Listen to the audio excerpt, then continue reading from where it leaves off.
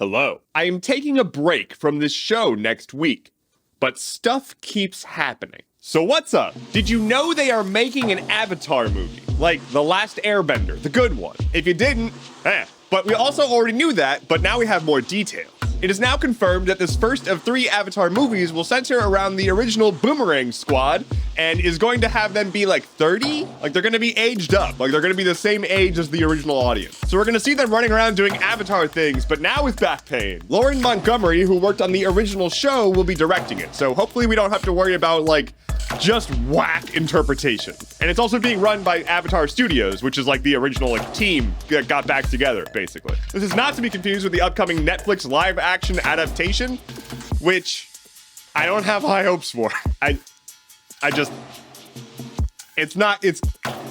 won't accept. It'll be fun. It won't be fun. But maybe it will be. I am still holding out hope for a Kyoshi movie. I am not holding out hope for Florida. Disney is suing who sources tell me is the current governor of Florida, Ron DeSantis. Ron, apparently a governor DeSantis, has been picking fights with Disney because Disney has not been outright anti-gay. To be clear, Disney is not a good guy in this scenario. They are just still a corporation. But it's not currently profitable to be anti-gay. Possibly because the vast majority of people have realized that being anti-gay is stupid as hell. But anyway, Ron Stupid as Hell DeSantis has been picking fights with Disney because they are woke.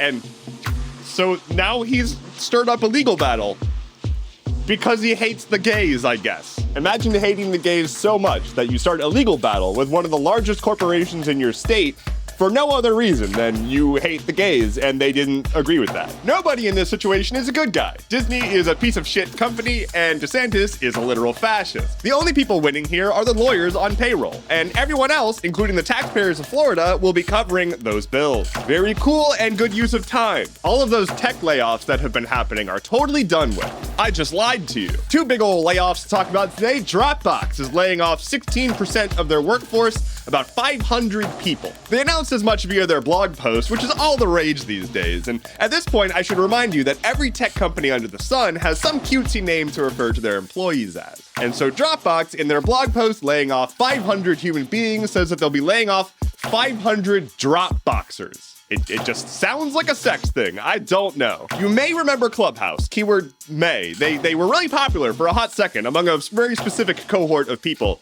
and then immediately fell off. Clubhouse is like an audio-only social network system. And I mean, like, neat concept, but now they're laying off 50% of their staff. They are referring to it as a reset. Both of these companies are offering severance packages and like job placement services to the laid off employees, but like, all of these layoffs could have been absolutely avoided. And also a good portion of these layoffs are like just happening because they can. Tech CEOs are like, oh wow, everyone's laying off everyone. I'm gonna do that too, and remind my employees who's the boss. It is very likely that we're going to see even more tech layoffs in the future, as Meta has said that they're not opposed to another round.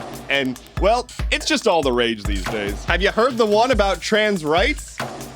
They're human rights. State House Republicans in Montana are upset that a trans elected representative can speak. And so they're taking a page out of the Tennessee lawmaker playbook and have formally silenced her. They have literally voted to prevent her from being able to make arguments on the floor. They did so because before that, they informally barred her from being able to speak on the floor, and when her constituents found out about that and got upset and started to protest, the Republicans were like, I'm a decorum! Why are these people getting upset when I silence their elected officials? Weird how they don't just shut up and starve and kill themselves. And so Representative Zoe Zephyr is currently working from a hallway because she has been formally ordered to only be able to participate via the internet. This is, of course, part of a larger coordinated effort by Republicans nationwide to genocide trans people. They can't get away with writing laws to make black people's lives worse, and they can't talk about how much they hate the gays anymore because that's not popular. And so they have found another new group that they can just shit all over. Presumably, that is the only way they are able to reach climax. And so it is time to kink shame these fascists. Lightning round. Bam Margera has turned himself in after being on the run for a moment with a warrant out for his arrest for assault. Jerry Springer is dead at 79 due to pancreatic cancer. All of my homies hate cancer. Here's the weather. A woman has pled guilty to murder in the 1990 Killer Clown case. It was a cold case in which she dressed up as a clown and murdered someone. And finally for today, there's a starvation cult in Kenya, and so far 90 people have been found dead, and they're expecting to a lot more to that. That's a lot. That's all I have for you today. Thank you so much for watching. Please like, comment, subscribe, share. And I have a jar full of peanut butter filled pretzels on my desk. My name is Endeavorance. I will be off next week. I'll be back on May 8th, but until then, take care and be well.